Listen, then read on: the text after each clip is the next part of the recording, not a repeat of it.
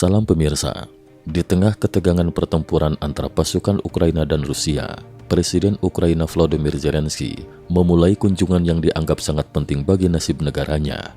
Kunjungan ini bukan sekadar diplomasi biasa, melainkan sebuah upaya untuk menentukan arah masa depan perang yang masih berkecamuk.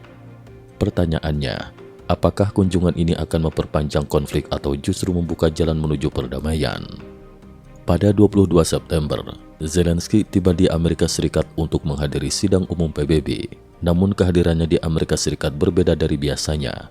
Sebagai kepala negara yang tengah berperang, Zelensky tidak menggunakan pesawat kepresidenan, melainkan pesawat angkut militer besar milik AS. Menariknya, destinasi pertamanya bukan New York atau Washington DC, melainkan sebuah pabrik senjata di Pennsylvania. Dalam perjalanan menuju Amerika, Zelensky menyempatkan diri merekam pesan video bagi rakyat Ukraina dari dalam pesawat militer AS. Kita mulai perjalanan dengan militer AS. Sekarang kita menuju Scranton.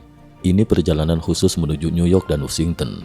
Di musim gugur ini, kita memutuskan untuk memperkuat posisi kita dalam perang ini demi kemenangan kita bersama, keadilan dan perdamaian, ungkap Zelensky. Langkah pertama Zelensky di AS adalah mengunjungi pabrik amunisi Angkatan Darat Scranton di Pennsylvania yang menjadi salah satu pusat produksi amunisi kaliber 155 mm, senjata penting yang sangat dibutuhkan oleh pasukan Ukraina. Pabrik ini, dengan sekitar 400 pekerjanya, telah mengirimkan sekitar 3 juta peluru kaliber 155 mm ke Ukraina dalam setahun terakhir. Amunisi ini menjadi senjata krusial dalam mempertahankan posisi militer Ukraina dan menahan gempuran Rusia. Di dalam pabrik, Zelensky melihat langsung tumpukan peluru yang siap dikirim dan menyaksikan sebuah spanduk yang berbunyi, "Kemenangan di medan perang berasal dari pabrik amunisi." Ia mengapresiasi peran pabrik tersebut yang dinilai telah menyelamatkan jutaan nyawa rakyat Ukraina dan bahkan menandatangani salah satu peluru dengan pesan, "Terima kasih, kami butuh lebih banyak lagi." Agenda Zelensky di AS sangat padat. Mulai 23 September 2024, ia berpidato di KTT masa depan di markas besar PBB. Dilanjutkan dengan rapat Dewan Keamanan PBB pada 24 September yang fokus membahas situasi di Ukraina. Pada 25 September, Zelensky akan berpidato dalam debat umum sidang umum PBB dan keesokan harinya dijadwalkan bertemu dengan Presiden Joe Biden dan Wakil Presiden Kamala Harris. Donald Trump juga dijadwalkan bertemu dengannya. Pernyataan Zelensky bahwa musim gugur ini akan menentukan arah perang menimbulkan pertanyaan besar. Kemana arah perang ini akan dibawa? Ada 2 poin krusial. Pertama, apakah Amerika Serikat akan sepenuhnya mendukung strategi kemenangan Zelensky? Kedua, apakah AS akan mencabut pembatasan penggunaan rudal jarak jauh oleh Ukraina untuk menyerang wilayah Rusia? Sidang umum PBB tampaknya hanyalah latar belakang diplomasi bagi Zelensky, namun yang lebih penting adalah dukungan strategis AS dalam menghadapi Rusia. Ini bisa menjadi momen penentu bagi kedua negara. Sementara Zelensky sibuk dengan agendanya di AS, pertempuran di Ukraina semakin sengit. Pasukan Ukraina baru saja menghancurkan gudang amunisi terbesar Rusia yang diikuti dengan ancaman nuklir dari Kremlin. Namun ujian terbesar bagi Rusia adalah kegagalan dalam uji coba rudal balistik antar benua RS-28 Sarmat yang dijuluki Satan II oleh NATO. Rudal ini meledak sebelum peluncuran, menyebabkan kerusakan besar pada fasilitas peluncuran dan menciptakan kawah besar yang terlihat dari satelit.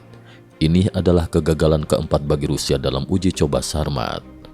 Di medan perang, militer Ukraina melaporkan kerugian harian Rusia yang mencapai angka mencengangkan. 1.500 tentara tewas hanya dalam satu hari pada 22 September 2024 bersama dengan 137 unit tank, kendaraan lapis baja, dan artileri yang dihancurkan.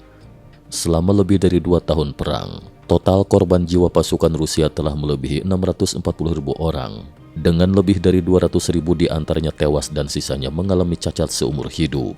Kerugian ini mencerminkan perbandingan korban antara Rusia dan Ukraina yang mencapai rasio 3:1.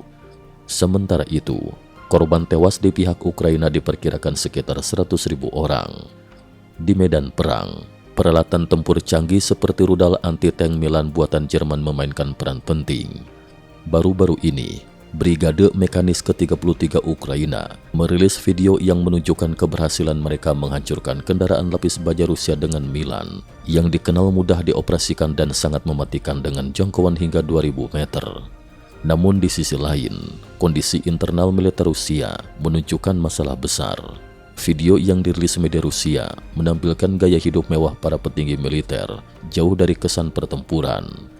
Salah satu video menunjukkan bunker seorang komandan brigade Rusia yang dari luar tampak sederhana, namun di dalamnya dilengkapi dekorasi mewah, kamar tidur lengkap, sauna dan bak mandi kayu ala Jepang, kontras dengan kondisi para tentara yang bertempur di garis depan. Kunjungan Zelensky ke AS menyoroti betapa pentingnya dukungan internasional bagi Ukraina. Di tengah pertempuran yang semakin sengit dan kerugian besar di kedua belah pihak, masa depan perang ini masih sangat tidak pasti. Apakah dukungan dari AS akan cukup untuk mengubah arah konflik? Ataukah perang akan terus berlanjut dengan kerugian yang semakin besar? Jawaban dari pertanyaan ini mungkin akan mulai terungkap dalam beberapa hari ke depan. Cukup sekian dulu. Terima kasih atas perhatiannya.